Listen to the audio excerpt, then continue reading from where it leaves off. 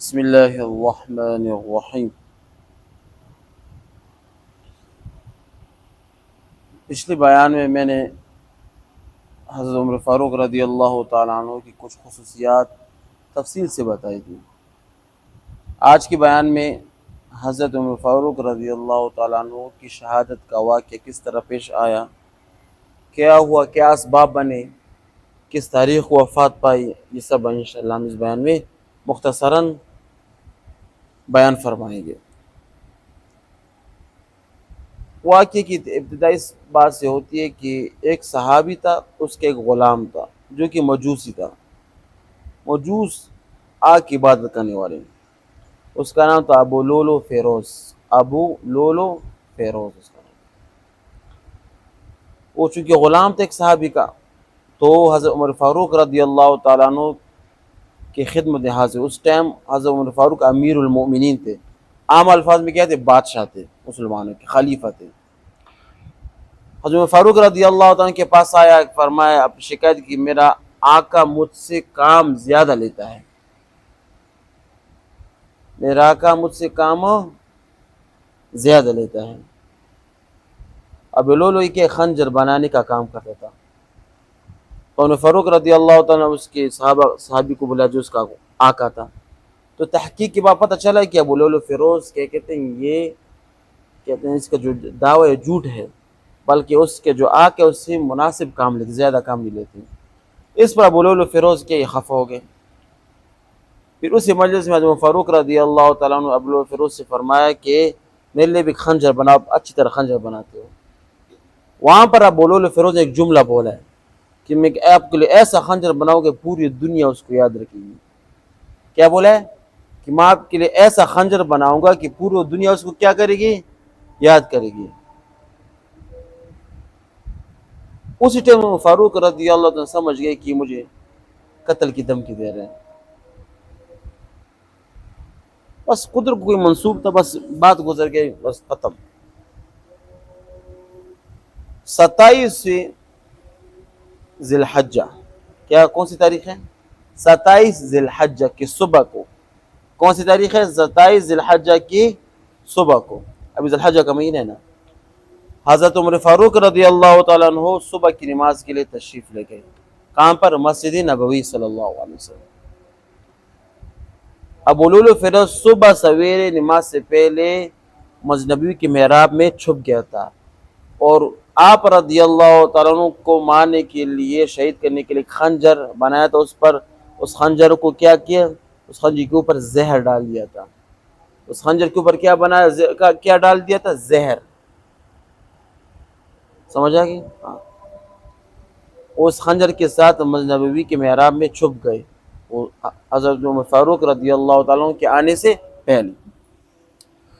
بات یہاں تک بڑھ گئی، جیسے کہ حضرت عمر فاروق رضی اللہ تعالیٰ عنہ صبح کی نماز کی تشریف فرما تھے، وہ خود امامت کرا رہے تھے، تو پہلی رکعت میں وہ جب حضرت عمر فاروق رضی اللہ تعالیٰ عنہ نماز کے پڑھا رہے تھے، تو ابو لولو فیروز مسجد نبوی کے محراب سے باہر نکل آ کر حضرت عمر فاروق رضی اللہ عنہ پر حملہ کر دیا اس زہریلی خنجر سے۔ حملے کرنے کے بعد عمر فاروق رضی اللہ عنہ زخمی ہو کر نیچے گر پڑے۔ صحابہ کرام سے عبد الرحمن بن عوف رضی اللہ عنہ آگے بڑھے اور اس نے نماز پڑھانا شروع کر دی۔ نماز میں کوئی خلل نہیں ہوا، اس دوران میں نماز میں کوئی خلل نہیں ہوا۔ صحابہ کرام کے صف اتنی مضبوط کڑے تھے آپس میں کہ ابو لولو فیروز ہر ایک کو مارتا و چیرتا آگے چلا گیا، لیکن چونکہ آخر میں صف مضبوط تھی تو خود صحابہ کرام اس کو پکڑنے کے لیے آ گئی، اس پر چادر ڈال دیا۔ جب چادر اس پر ڈال دیا، ابو لولو فیروز کے بچوں کی خنجر تھا، اسے خنجر سے اپنے آپ کو کیا کر دیا، خود ہی مار دیا، خودکشی کر لی۔ صحابہ کراموں کے ہاتھ لگنے سے پہلے ابو لولو فیروز نے اپنے آپ کو خود ہی قتل کر دیا، مردار ہو گیا۔ چونکہ 27 ذی الحجہ کی تاریخ تھی، عمر فاروق وہاں پر زخم گر پڑا ہوا تھا۔ نماز پڑھنے کے بعد اس کو لایا گیا، طبیب لائے گئے، علاج کروایا گیا۔ کہتے ہیں اس کو اتنا سخت مارا تھا کہ جو بھی اوپر سے کہا تھا نیچے پیٹ سے نکل جاتا تھا، اتنے زخیل اس کو خنجر مارا تھا۔ تو 27 ذی الحجہ، 28 ذی الحجہ، 29 ذی الحجہ، 30 ذی الحجہ، یکم محرم کی جب تاریخ آئی تو اسی تاریخ کو حضرت عمر فاروق رضی اللہ تعالیٰ عنہ اس دار دنیا سے کوچ فرما کے یعنی شہید ہو گئے۔ 27 ذی الحجہ کو آپ کو خنجر لگا، 3-4 دن آپ کے علاج ہوتا رہا، آخر کار 1 محرم الحرام کو آپ اس دنیا سے کیا ہو گئے؟ کوچ فرما گئے۔ اب ان 3 دنوں میں حضرت فاروق رضی اللہ تعالیٰ عنہ نے 6 لوگوں کی کمیٹی بنائی تھی، کیونکہ ابھی دوسرا بادشاہ بھی چننا ہے۔ اور فاروق رضی اللہ تعالیٰ عنہ کو پتہ چلا کہ میرے بس امید ہے ہی نہیں، میں جلد دنیا سے چلے جانے والا ہوں، کیونکہ تیسرے خلیفے کے لیے اس نے کیا کر دیا؟ داری کسی کا نام نہیں لیا، بلکہ 6 صحابہ کرام کی کمیٹی بنائی کہ جس پر بھی مشورہ کریں گے وہی سب کا امیر ہوگا۔ اس دوران ابھی جو عمر فاروق رضی اللہ تعالیٰ عنہ کا جو قبر مبارک ہے، یہ اس کو کیسے حاصل ہوا؟ حضرت عمر فاروق رضی اللہ عنہ جب دوران علاج تھے، اپنے بیٹے عبداللہ بن عمر رضی اللہ تعالیٰ عنہ کو بلایا کہ جاؤ امی عائشہ رضی اللہ تعالیٰ عنہ سے پوچھو کہ عمر فاروق اپنے یاروں کے ساتھ دفن کرنے کے لیے جگہ مانگ رہا ہے۔ اس کے یار کون تھے؟ 2 یار تھے۔ کون کون سے؟ حضرت محمد صلی اللہ علیہ وسلم، دوسرا ابوبکر صدیق رضی اللہ تعالیٰ عنہ، یہ 2 اس کے یار تھے کہ وہ اپنے یاروں کو پہلو میں دفن کرنے کے لیے کیا چاہتا ہے؟ جگہ چاہتا ہے۔ عبداللہ بن عمر رضی اللہ تعالیٰ عنہ حضرت عائشہ رضی اللہ عنہ کے گھر پر تشریف لائے، اس کو یہ مسئلہ بیان کیا۔ دیکھو وہ لوگ صحابہ کرام تھے، وہ لوگ ایک دوسرے کی عزت کرنا جانتے تھے۔ عائشہ رضی اللہ تعالیٰ عنہ نے یہ فرمایا کہ چونکہ یہ جگہ میں نے اپنے آپ کے لیے مختص کی تھی، چونکہ ایک طرف میرا شوہر حضور صلی اللہ علیہ وسلم، دوسرا طرف میرا باپ ہوگا ابوبکر صدیق، لیکن چونکہ عمر فاروق کا مقام مجھ سے زیادہ ہے اور سب صحابہ کرام میں سب سے زیادہ فوقیت والا ہے، تو میں اپنی جگہ کو اس پر قربان کر دیتی ہوں۔ یہ بات ہو گیا۔ لیکن عمر فاروق جواز عبداللہ بن عمر رضی اللہ عنہ یہ بات حضرت اپنے والد محترم عمر فاروق رضی کے پاس لائے۔ عمر فاروق رضی اللہ تعالیٰ عنہ کا دل اس ٹائم بھی کیا وہ صبر نہ ہوا۔ اس نے پھر اپنے بیٹے کو فرمایا کہ جب میں شہید ہو جاؤں تو میرے لاش کو مسجد نبوی کے جو جہاں پر حضور صلی اللہ علیہ وسلم کے جو مقبر مبارک ہے وہاں پر رکھنا ہے، پھر اجازت لینی ہے کہ وہ آنا چاہے، اگر وہ اجازت دے تو اس کو وہاں پر دفنا دو، اگر اجازت نہ دے تو جنت البقیع مجھے کیا کر دو؟ دفنا دو۔ ایسے ہوا۔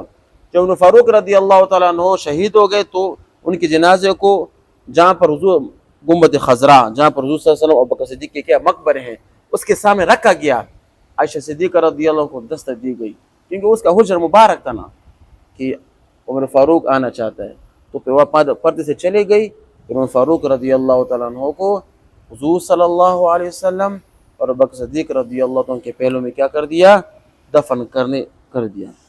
دفن کرتے وقت جب اس کو قبر میں نیچے اتار رہے تھے، وہاں پر بھی دوسرا واقعہ آیا۔ واقعہ یہ ہے کہ عبداللہ بن عمر رضی اپنے باپ والد محترم کو نیچے اتار رہے تھے، یہاں سے نیچے کسی نے اس کے کندھے پر ایسے ہاتھ مارا، ایسے کہ واہ عمر، اے الفاظ بولے کہ واہ عمر، واہ دنیا میں بھی تم دوست تھے، قبر میں بھی تم دوست ہوں گے، آخرت میں بھی تم دوست ہوں گے۔ یہ کتنا کہ میں نے حضور صلی اللہ علیہ وسلم 1000 مرتبہ سنا کہ میں ابوبکر عمر چلے گئے، میں ابوبکر عمر آ گئے، ہم ابوبکر عمر سو گئے، ہم ابوبکر عمر فلان جگہ چلے گئے۔